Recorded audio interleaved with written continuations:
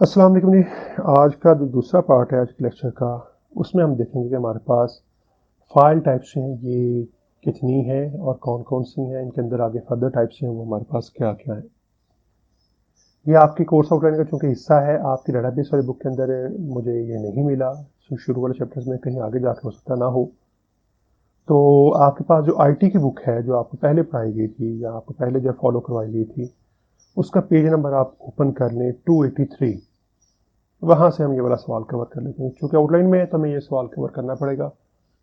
तो page number आप 283 जो है ओपन कर लें, उसमें सवाल लिखा हुआ है 5.15.4 file data types briefly describe the file types from usages point of view. यानी हमारे पास फाइल की टाइप्स हैं, लेकिन वो डिफरेंट टाइप्स हैं। यूजेज के पॉइंट ऑफ व्यू से कुछ और होंगी, फंक्शनल पॉइंट ऑफ व्यू से कुछ और होंगी, और स्टोरेज पॉइंट ऑफ व्यू से कुछ और होंगी। यानी तीन तरह की टाइप्स हमारे पास यूँ कह लें।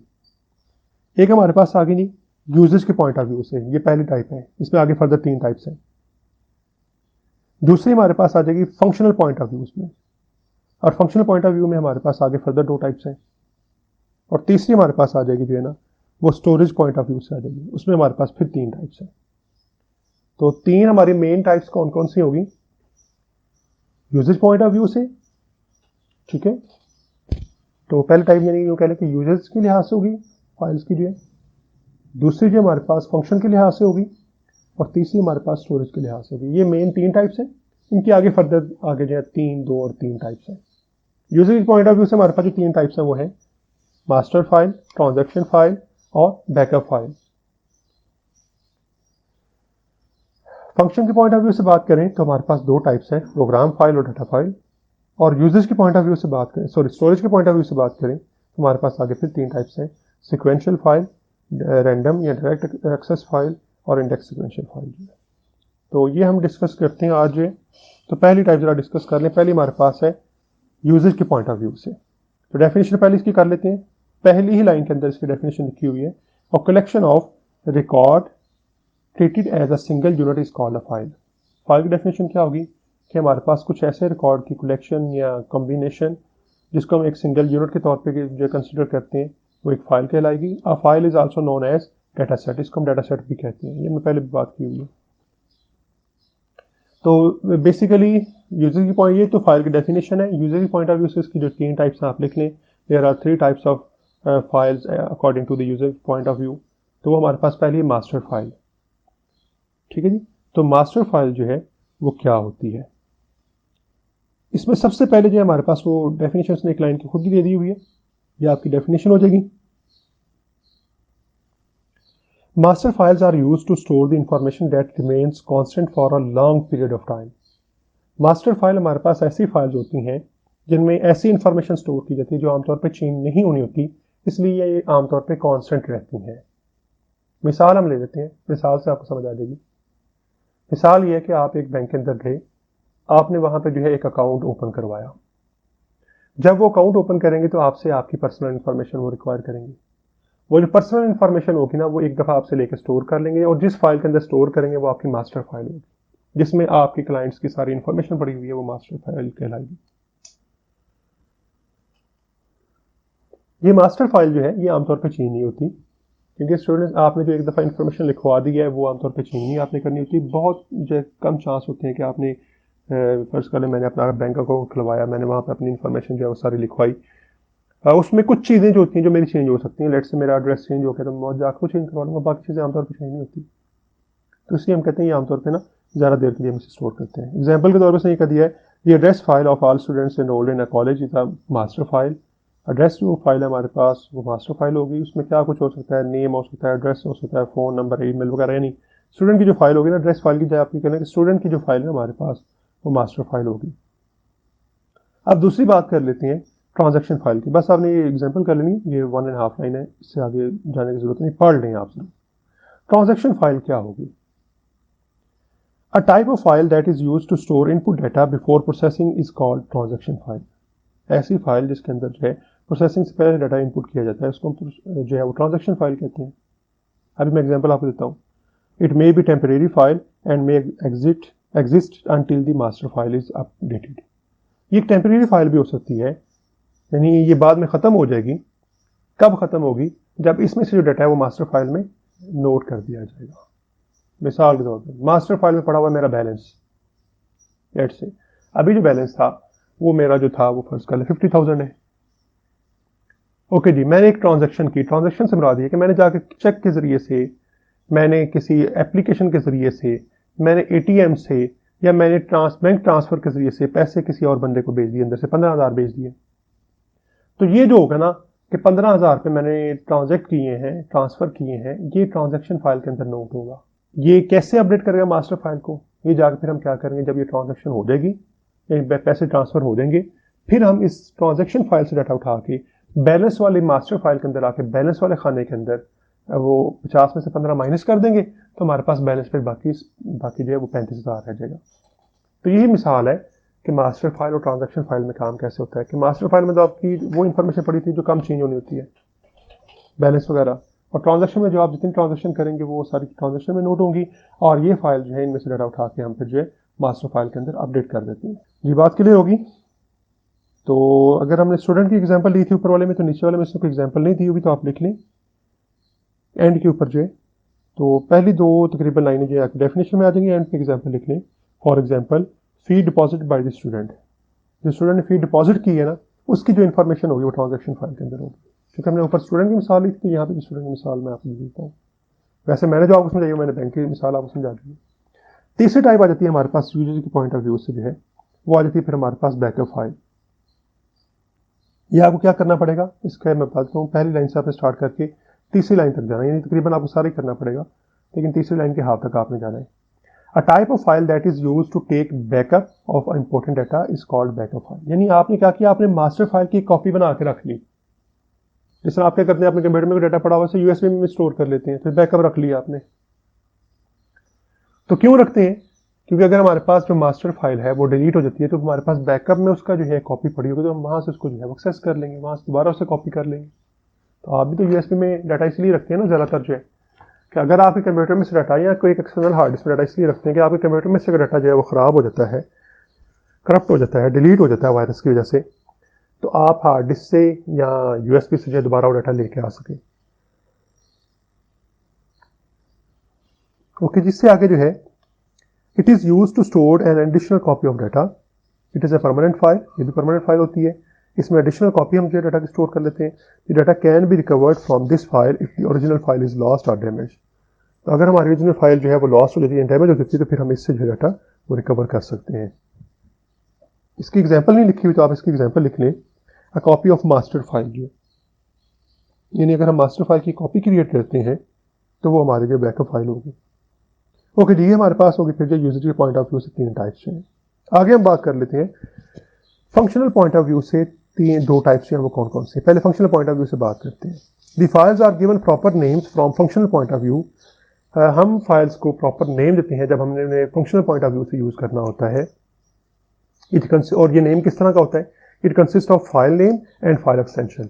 यानी ये जो नेम होता है ना, ये फाइल नेम और साथ उसकी एक्सटेंशन के तौर पर जो है, या उसके एक्सटेंशन के साथ जो है वो अटैच होता है। तो दो हिस्से होते हैं फंक्शनल पॉइंट ऑफ व्यू से, फाइल का नेम, लेट्स से हम कहते हैं स्टूडेंट, और आगे जो है उसकी एक्सटेंशन यानी .txt, लेट्स से चूंकि वो टेक्स्ट फाइल है फर्ज कर ले हम कह लेते हैं, तो आगे फिर उसकी जो है ना वो फिर .txt यानी उसकी एक्सटेंशन आ जाएगी। मैंने एक्सटेंशन आपको क्लास में भी समझाई थी एक दफ़ा, तो उसी तरह से यहाँ पे भी हम एक्सटेंशन की बात कर रहे हैं कि हर एक फाइल की एक एक्सटेंशन होती है जो बता रही थी कि ये फाइल किस सॉफ्टवेयर ने बनाई है या इसमें किस तरह का डाटा हो सकता है। तो दो टाइप्स है हमारे पास फंक्शनल पॉइंट ऑफ व्यू से, प्रोग्राम फाइल और डाटा फाइल। प्रोग्राम फाइल जो हमारे पास, इसकी डेफिनेशन पहली 1.5 लाइन के अंदर लिखी हुई है। A type of file that contains the software instruction is called program file. यानी जो आपके सॉफ्टवेयर होते हैं उनकी जो फाइलें होती हैं उनको हम प्रोग्राम फाइल कहते हैं। The source program files and executable file are examples of program files. तो जिसमें हमने प्रोग्राम लिखा होता है, ये जो हमने एग्जीक्यूटेबल फाइल बनाई होती हैं प्रोग्राम से जो है, उनको फिर हम कहेंगे कि वो हमारी जो है वो प्रोग्राम फाइल है। मिसाल के तौर पर आपने एक प्रोग्राम लिखा है और उसका आपने जो है वो एक्जी फाइल बना ली है, तो वो दोनों फाइल जो है आपकी प्रोग्राम फाइल कहलाएंगी। एग्जाम्पल सिर्फ आगे से कर लें आप, यहाँ तक आपने डेफिनेशन कर ली कि .com लिखा हुआ हमारे पास जो है और .exe ये लिखा हुआ, ये दो आप कर लें, ठीक है, काफ़ी है कि ये दो एग्जाम्पल है हमारे पास प्रोग्राम फाइल। डाटा फाइल हमारे पास क्या आ जाएंगी? पहली लाइन में हाफ लाइन जो है उसकी डेफिनेशन है, a type of file that contains data is called data file. जिसमें एक्चुअल डाटा होता है ना, उसको हम फिर डाटा फाइल कहेंगे। एग्जाम्पल आप टेबल में से जो है पहले 2 लाइनें कर लें। नोटपैड टेक्स्ट फाइल होगी, .txt इसकी एक्सटेंशन होगी, और word processor document file type होगी इसकी जो है, और इसकी एक्सटेंशन जो है वो .doc या RTF होगी। RTF रिच टेक्स्ट फॉर्मेट होता है, और डॉक्यूमेंट। 2 एग्जाम्पल करने बस काफ़ी है। तो ये हो गया हमारे पास फंक्शनल पॉइंट ऑफ व्यू से। अब अगर हम बात करें तो अब हमारे पास आ जाती है फिर जो है वो स्टोरेज पॉइंट ऑफ व्यू से, कि स्टोरेज पॉइंट ऑफ व्यू से हमारे पास जो है वो कितनी टाइप्स है फाइल्स की जो है। तो पहले फाइल ऑर्गेनाइजेशन की डेफिनेशन हम कर लेते हैं कि फाइल को हम जो है जब स्टोर करना होता है तो हम उन्हें ऑर्गेनाइज किस तरह से करते हैं। तो पहले इसकी डेफिनेशन कर लेते हैं। तो पहली लाइन तकरीबन आपकी जो डेफिनेशन ही है, a technique for physical storing and arranging data on secondary storage devices is called file organisation. यानी जब हमने फाइल को एक्चुअली अपने हार्ड डिस्क पे स्टोर करना होता है तो जो हम तकनीक इस्तेमाल करते हैं हम उसको कहेंगे वो फाइल ऑर्गेनाइजेशन है। 3 टाइप्स हैं आगे इसकी, सिक्वेंशियल फाइल, डायरेक्ट और रैंडम एक्सेस फाइल, और इंडेक्स सिक्वेंशियल फाइल। इसमें से आपको सिक्वेंशियल और रैंडम का पता है, क्योंकि जब मैंने आपको रैंडम एक्सेस मेमोरी पढ़ाया था तब मैंने आपको सिक्वेंशियल और एक्सेस का ना सिर्फ फ़र्क बताया था बल्कि एग्जाम्पल से आपको सारी समझाई थी कि ये किस तरह इनमें फ़र्क होता है। तो सीक्वेंस के अंदर जो फाइल हमारी पड़ी होंगी उनको सिक्वेंशियल फाइल कहेंगे, जो रैंडमली फाइल हमारी पड़ी होंगी उनको रैंडम फाइल या डायरेक्ट एक्सेस फाइल कह लेंगे। और तीसरी का भी हम डिस्कस करते हैं। पहले जरा हम डिस्कस कर लें सिक्वेंशियल फाइल को। सिक्वेंशियल फाइल हमारे पास क्या है? In sequential files records are stored sequentially. क्या आपको जितने भी रिकॉर्ड्स होंगे ना वो सिक्वेंशियली स्टोर होंगे, एक के बाद दूसरा, दूसरे के बाद तीसरा, तीसरे के बाद चौथा। और आपने कि चौथे पे पहुंचना है तो पहले आपको पहले से, फिर दूसरे से, फिर तीसरे, फिर चौथे पे जाना पड़ेगा। मिसाल मैंने आपको दी थी, जिस तरह हमारे पास ऑडियो कैसेट्स होती थी। अगर आपने उसमें कोई सा भी ट्रैक सुनना है, लेट्स से 5 ट्रैक सुनना है, तो पहले 4 ट्रैक आपको सुनने पड़ेंगे या आपको फॉरवर्ड करने पड़ेंगे। ये सिक्वेंशियल एक्सेस है। तो इसी तरह आगे आप इसमें मजीद ऐड करेंगे, these file store data as it arrives on after one after another in the sequence. तो इसमें डाटा किस तरह स्टोर किया जाता है कि जिस तरह वो एक के बाद दूसरा आ रहा होता है। और आगे आप मजीद इसमें ऐड कर लेंगे, these files take more time to store data. और इसके साथ आप आगे जैसे एक पॉइंट लिख लें और यहां तक आप एंड कर दें, एंड रिट्रीव डाटा।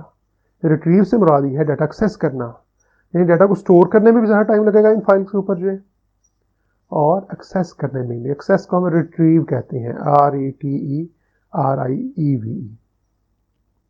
तो रिट्रीव करना और स्टोर करना डाटा दोनों जो है इसके ऊपर जो है वो टाइम कंज्यूमिंग है। तो यहाँ तक आप इसकी डेफिनेशन और डिटेल कर लें। आगे आ जाए फिर हमारे पास डायरेक्ट और रैंडम एक्सेस फाइल जो है, जिनको हम डायरेक्टली एक्सेस कर सकें, वो हमारे पास एक लाइन। इसमें आपने पहली 1.5 लाइन करनी है। In random file records are access directly without going through the proceeding records. कि इनके अंदर आप तमाम रिकॉर्ड को एक्सेस कर सकते हैं पिछले रिकॉर्ड से गुजरे बगैर। जैसे मैं बताया था, पहले 1 पे, फिर 2 पे, फिर 3 पे, फिर 4 पे, फिर 5 पे पहुंचेंगे आप, या 4 पे पहुंचेंगे। यहाँ पे आप डायरेक्ट 4 पे आ जाए। प्रीसीडिंग रिकॉर्ड जो है आपके पास, प्रोसीडिंग रिकॉर्ड जो है या पिछले रिकॉर्ड जो है, उनसे आपको गुजर के नहीं आना पड़ता। Record in this type of file is stored on a calculated address. इस तरह की फाइल के अंदर आपके रिकॉर्ड जो होते हैं पहले से जो एक एड्रेस कैलकुलेट किया गया होता है उनके ऊपर स्टोर किए जाते हैं। मिसाल आपके लिए रैंडम एक्सेस की ये है